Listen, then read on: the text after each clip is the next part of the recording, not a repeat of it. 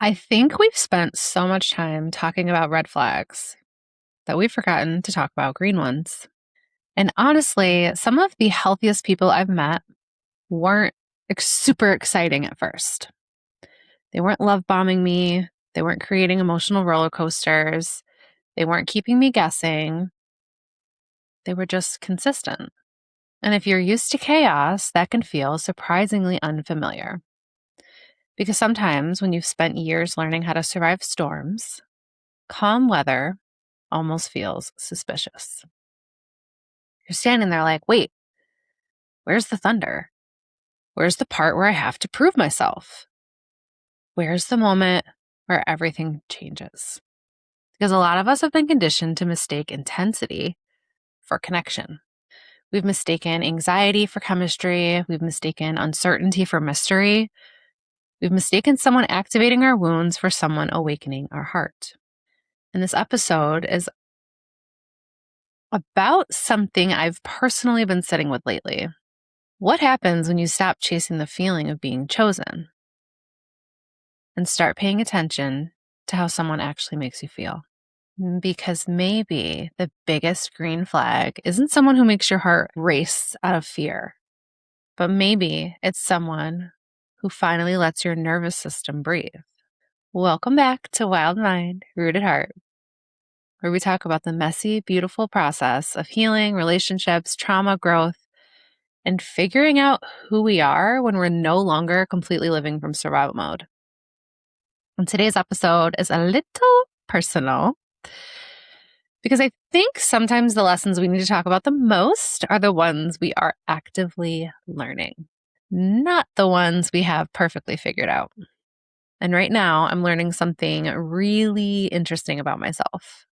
I'm learning that peace can actually be attractive. And that one might sound obvious, but for someone who spent a lot of time navigating unhealthy relationship dynamics, it's actually a pretty massive realization. The first part we're going to dive into is why we might miss green flags. When we've become really good at spotting red flags, and don't get me wrong, because that does matter. Learning boundaries matters. Learning what hurts us matters. Learning what we will no longer tolerate matters.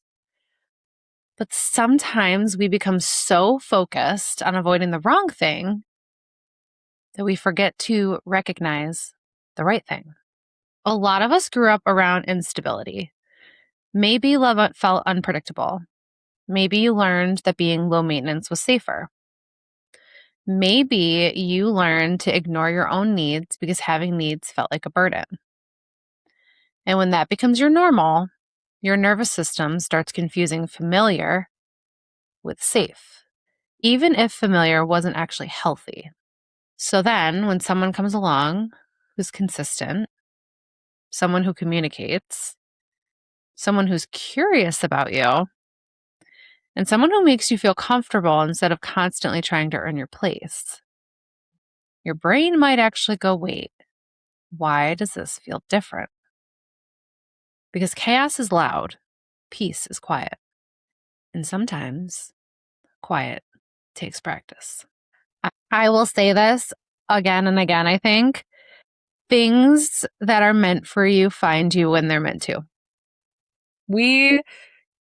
Our job is to just could be the best version of ourselves that we can and to remain open. And for the longest time, I did fully believe, but not consciously. Like it was so subconscious or unconscious because I'm working on a series diving into generational trauma and how that affects us, whether you've actually been through something or you just know stuff that's happened in your family and you're here to break it, to feel it, to whatever, because it's been fascinating. But with that, I know in my family line, there's not a ton of women who were able to, I come from a line of strong women, I will say that, and outspoken, but they've been, they were silenced for whatever reason, made to feel small.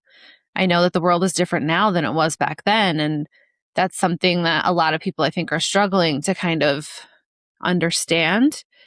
In relationships are two people wanting to be better, and you would hope that your relationship, the person that you're with, helps you want to be better and then have even better together. Like, what do you need? What does the other person need? Communication. That's why that's so important. Even if it feels uncomfortable or like nerve-wracking, because your nervous system might still be learning that not everyone is going to react in a way that's chaotic. Maybe some people have done some work on themselves and are able to be more emotionally available or emotionally mature. And it's going to be a different experience. Just hold on. And I'm glad that I did some work on myself prior to my current situation, because I wouldn't be able to lean more into trusting this feeling previously. I would have just been like, nope, that's it. Like, they're gonna just insert whatever fear it is here. Because I had open up the scroll, there it is. Like, but I've just been crossing them off. It gets smaller. Like, it just doesn't hold as much of a heavy weight on me, or I try not to let it. I don't let it control things. You can't live your life in fear. You got to live in trust and faith and gratitude.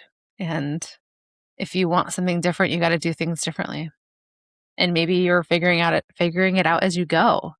But I did have to learn that quiet does take practice, being okay in quiet. I love quiet now, as I've mentioned before. Being able to just be with somebody and understanding how you feel in their presence, I think, is very underrated. And here are some other green flags that nobody really talks about. Number one is they don't necessarily rush the process. One of the biggest green flags I've been noticing is someone who allows things to unfold. There's no pressure to force the future before the present has even had time to happen. And I think this is huge when we like someone, because our brains, they want answers. We want guarantees. We want to know, is this going somewhere? Do they feel the same way? Is this going to work? But the truth is, uncertainty is where possibility lives. And that doesn't mean ignoring reality. It doesn't mean ignoring your intuition.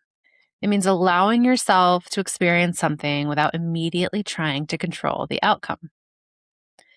Because sometimes the most beautiful things in life cannot be rushed into existence. And that doesn't mean to say you have to have. I was someone who very much used to think I had to do everything on a timeline. Like, you have to know this person this amount of time, this did that. I don't think so. I think if it feels right for two people, move at your own pace. We are all different. We all just move at your own pace and what feels right. If you get to, like, that's something I'm learning myself too, to like calm within myself. If you know everything about the person right away, I mean, I guess you're still going to be learning as you grow and have more time together and a life together and all those things. But I'm learning that it's okay to not need to know every single thing right away. Let things unfold naturally. If there's something you're curious about, obviously ask questions. I think that's important. And we need more curiosity in our lives. I think people are so reserved and so scared of putting themselves out there and being vulnerable, myself included in some ways, but we're growing. And that takes a level of safety, which brings me to green flag number 2. They make you feel safe being honest. And something I've realized about myself in the past is that I have swallowed a lot of feelings. I've minimized things. I've told myself, don't be needy. Don't ask for reassurance. Don't bring that up. Don't ruin the vibe. Because somewhere along the way, I learned that having needs can make someone leave.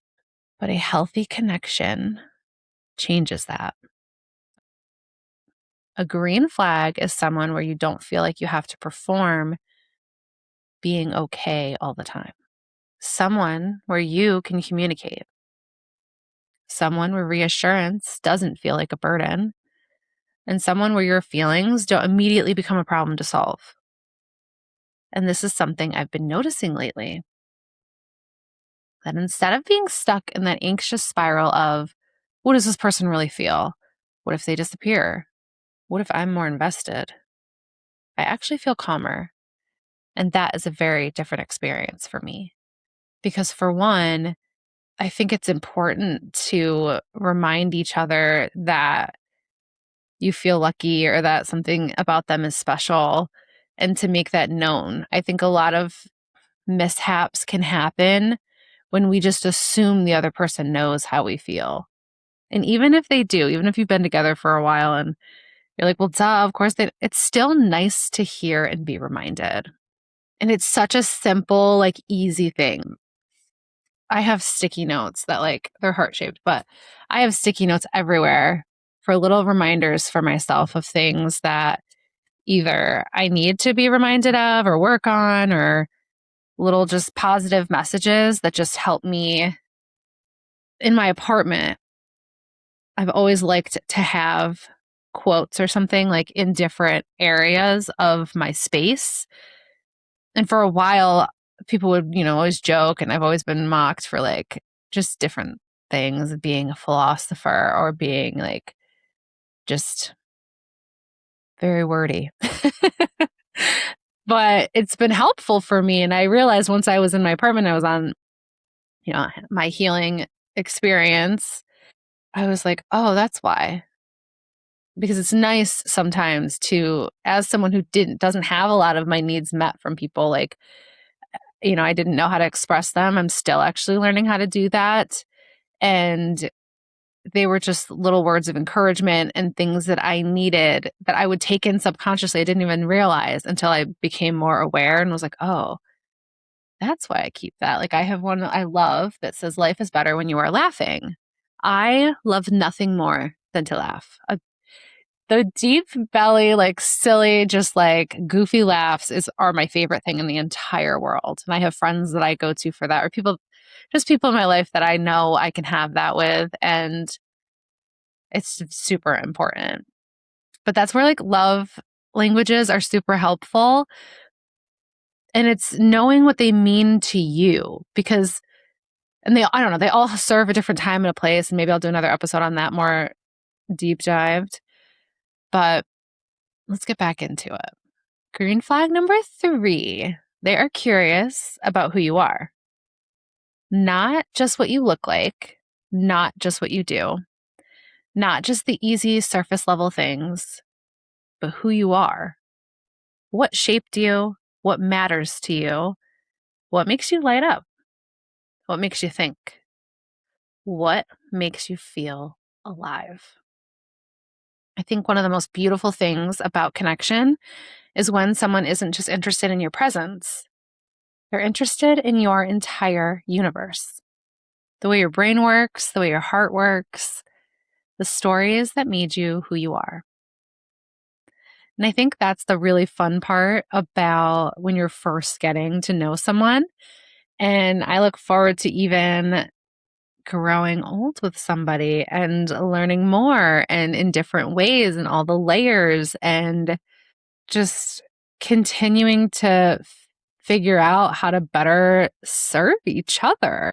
Meet each other where you're at, and knowing that neither person knows all, right? We're all different. We all have different needs and all those things. But it's the curiosity that you're leading with and really wanting to know and understand this person. And when you can when you can have all of the things, that's just, I think, even better. And then number 4 is consistency is actually really attractive. Can we talk about how underrated consistency is, especially as adults? The person who follows through, the person whose actions match their words, the person who doesn't make you decode everything, the person who doesn't make you wonder where you stand, that is attractive. Actually, Maybe it's one of the most attractive things. Because when you've experienced inconsistency, consistency can almost feel strange or untrustworthy. You find yourself waiting for the other shoe to drop, but eventually you realize maybe there isn't another shoe. Maybe this person is just showing up. Maybe that is possible. Maybe you are worthy of having that experience. Maybe it's okay and you've done enough to receive this kind of connection in your life. And whatever it turns out to be, I look at things now as like it's a stepping stone. Like you're getting closer because we can't control, I don't think the outcome of what a relationship will be. We can just, you pour into it, you give it all you got, keep communicating, keep talking, keep seeing each other, even as you may be changing or in your differences too. But consistency is huge. And it's interesting when someone is just may not even realize that they're showing you that, but it's a nice trait. It's a very important trait. It's something that's major for me. And the fifth one is they bring out more of you, not less. And this one I think is huge. A healthy person doesn't make you smaller. They don't make you question your personality. They don't make you hide your excitement. They don't make you feel like you're too emotional, too much, too curious, too passionate. They create space for you to fully be yourself. And honestly, that's something I've been reflecting on because for a very long time, I thought love meant finding someone who could handle my depth. But maybe the right connection isn't someone who tolerates your depth. Maybe it's someone who naturally wants to explore it. And that's also very huge for me. I was in the past, like I look back and like my early, like in my 20s and stuff, different relationship dynamics I had or people I dated. And I really have always tried to pour myself into love. Like I just feel like that is something that's for me just so transformative. But I was always very curious about the other person.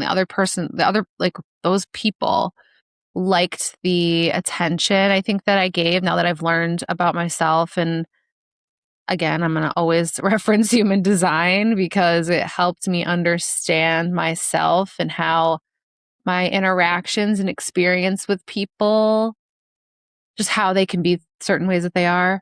And I think people really liked my curiosity and my attention that I would give them, but I didn't always get that in return. And then when I would, I couldn't trust that to receive it. You know, it can be hard to do, to receive. It's easier to give for some people when that's what you're used to. So learning to be curious about myself has helped me better receive someone else who's curious as well. And also if I don't want to, I want, you want someone who's curious in a way, you want someone who's curious in a way that is just genuine. It's not like they're trying to figure out how to basically like manipulate you or something. That's my fear too. That's what I'm working through of letting go of. Is that not everybody is out there to be malicious.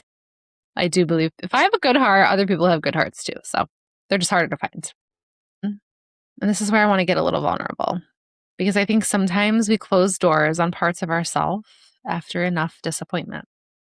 We convince ourselves that love isn't for me. We convince ourselves that kind of love isn't for me. Maybe I ask for too much. Maybe I should just accept something easier. Maybe the dream was unrealistic. And then something happens. Someone enters your life. They don't magically fix you. They don't complete you, but they remind you of a version of yourself you thought you had to put away. A version that still believes connection can be safe. A version that still wants to be curious. A version that still wants to love deeply. And maybe that is the real green flag. not just what someone else brings into your life, but who you become when you're around them. Recently, I've found myself noticing something different. I'm not saying I know where this road leads, because I don't. I have my own vision, but I think not knowing is actually part of the beauty, because uncertainty is where possibility lives.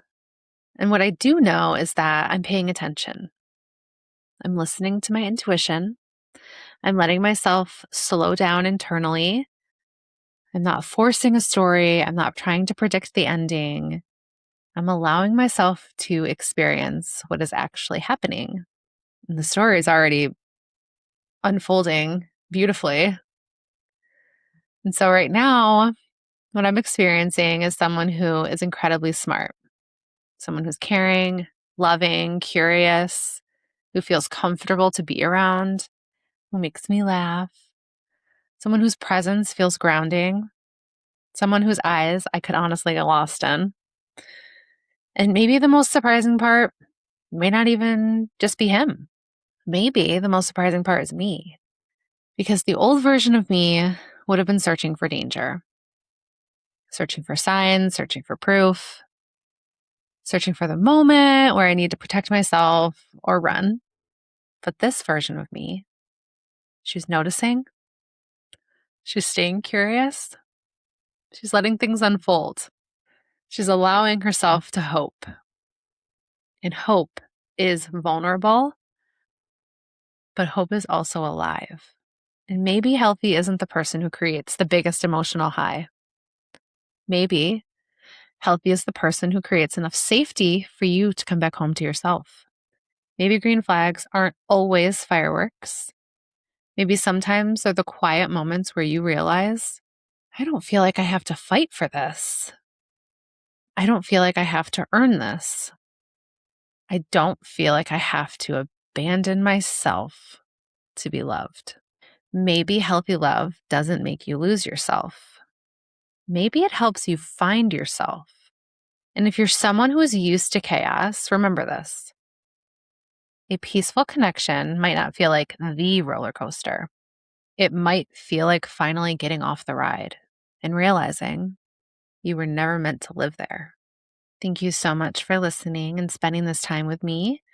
Whatever resonated, take that, let it process. Anything that didn't, let it settle and sit by for now.